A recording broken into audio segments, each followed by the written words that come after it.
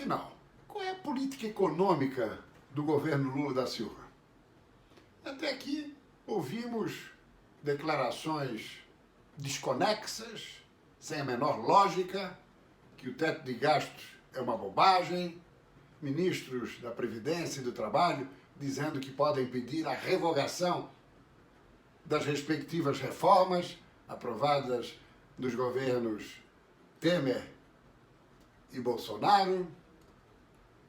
Mas, objetivamente, o presidente reclamando das taxas de juros, voltou a criticar o presidente do Banco Central. Nós vamos conversar na sequência sobre isso. Mas, enfim, todos estão pasmos porque não sabem onde o governo pretende chegar, quais as medidas que ele pretende implementar. Está tudo no ar. Um ministro da Fazenda que desconhece o setor, Fernando Haddad, já declarou isso. Está aí fazendo contatos, conversas, viagens, mas nada detalhado objetivamente. E aí, nesse meio tempo, gerando intranquilidade, Armínio Fraga já foi um que disse: estou com medo. Foi um dos que apoiou Lula da Silva. E ele, junto com Pedro Malan e Edmar Baixo, já lançaram uma nota clamando por bom senso ao presidente da República. Enfim, agora temos aqui Mendonça de Barros, economista reconhecido, cidadão preparado. Entre aspas, governo vai perder a batalha contra a inflação. É uma declaração dele aí dos últimos dias.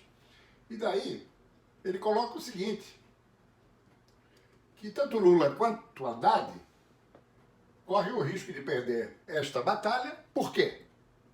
Porque não entendem o atual ciclo da economia brasileira, segundo ele, que foi, além de diretor do Banco Central, também presidente do BNDES e ministro das Comunicações do governo FHC, Fernando Henrique Cardoso.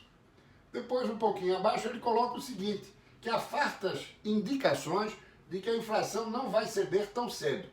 Na verdade, correria um risco oposto.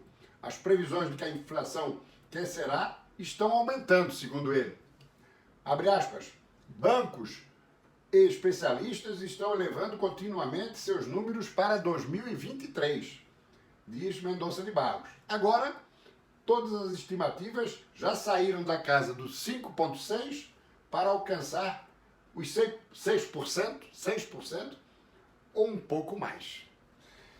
E, finalmente, coloca aqui o seguinte,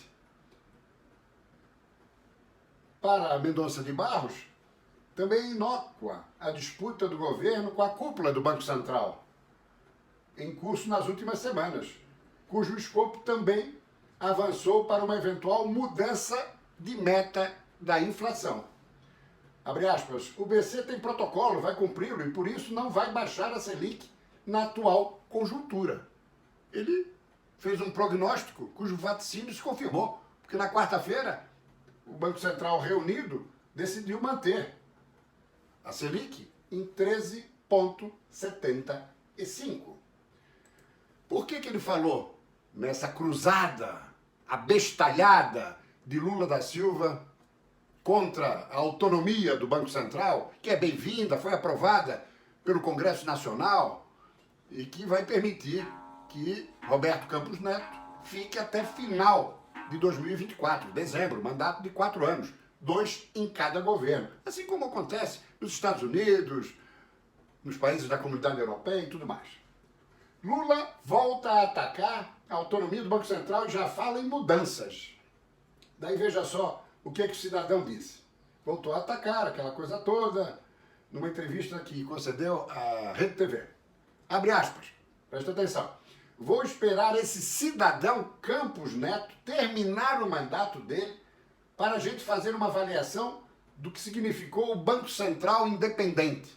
Fecha aspas, disse Lula. Aí, abre aspas, novamente, o que acontece é que a gente conversava, este país está dando certo. Ele pergunta, este país está dando certo? Este país está crescendo? Ele pergunta novamente. O povo está melhorando de vida? Não, Então, eu quero saber do que serviu a independência do Banco Central. Quer dizer, é de uma imbecilidade, quanto mais é toda prova. Se fosse uma declaração de um suplente de vereador de um município do interior do Nordeste, mas esse cidadão é o presidente da República, questionando um economista do gabarito de Roberto Campos Neto, querendo responsabilizá-lo pelas taxas de juros e dizendo que vai esperar 2 anos. Então vai ficar de braços cruzados até final de 2024, para quando iniciar a segunda metade do seu mandato e ele indicar ao Congresso o seu presidente do Banco Central, aí que o governo vai entrar em ação? Olha, definitivamente é uma brincadeira. É uma brincadeira. Muito bem. Vá lá, inscreva-se no YouTube, compartilhe os conteúdos, também no blog do Prisco e nas nossas redes sociais. E vamos ficando por aqui. É isso aí.